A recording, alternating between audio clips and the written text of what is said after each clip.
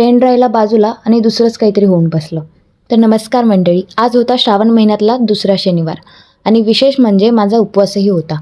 आज सकाळीचं वातावरण एवढं छान होतं की उठल्यावर आधी देवाची पूजा केली, धूप लावली आणि त्यानंतर माझा आवडता खेळ म्हणजे चहा बनवणं. माझ्यासाठी चहा म्हणजे दिवसाची सुरुवात नाही तर दिवसाला लागणारी एनर्जी ड्रिंक आहे. उपवास असल्यामुळं आज सकाळी स्वयंपाकाचं टेन्शन तर नव्हतं, म्हणून आज सिंपल भगर बनवली होती आणि शेंगदाण्याची आमटी बनवली होती. आज अहो पण तेच खाऊन गेले होते. आमटी थोडी तिखट झाली होती, पण चव मात्र भन्नाट होती. त्यानंतर घरातली बाकीचे कामे लवकर लवकर आवरून घ्यायचे होते, कारण खूप दिवसापासून इंस्टाग्रामवर बघत आहे की उकडीच्या मोदकांचा ट्रेंड खूप चालू आहे आणि मला आज त्याच्यावर डिपेंड अशी एक रील बनवायची होती. बाकीचे कामं आवरून झाल्यावर लगेचच मोदक बनवण्यासाठी नारळ खिसायला सुरुवात केली आणि एवढ्याशानेच माझे हात दुखायला लागले. कसेबसं नारळ खिसून घेतलं.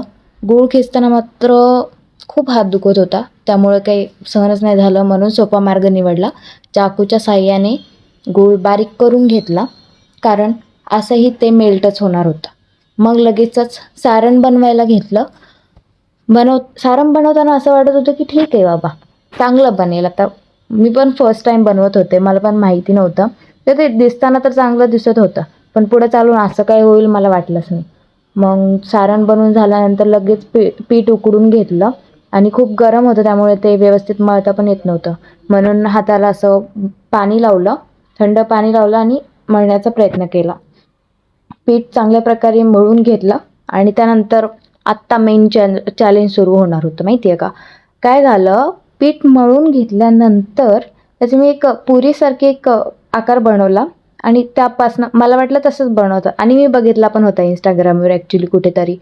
तर मी त्यापासनं लगेचच ते काय म्हणतात पाकळ्या बनवायला घेतल्या उकडीच्या मोदकाच्या. तर ते पाकळ्या तर बनत नव्हत्या. खूप ट्राय केलं, पण एक पण पाकळी बनत नव्हती, ते चिटकतच नव्हतं. काय माहिती पिठात काय प्रॉब्लेम झाला होता का काय, आय डोंट नो. तर ठीक आहे म्हटलं, जाऊ द्या, पाकळीचं नाही तर नॉर्मल मोदक तर बनवतोच ना आपण, तर तसं बनवून बघते. तर नॉर्मल मोदक बनवायला घेतला. त्यानंतर हे घेतलं, चमचा घेतला आणि चमच्याने सारण टाकण्यासाठी चमचा घेतला.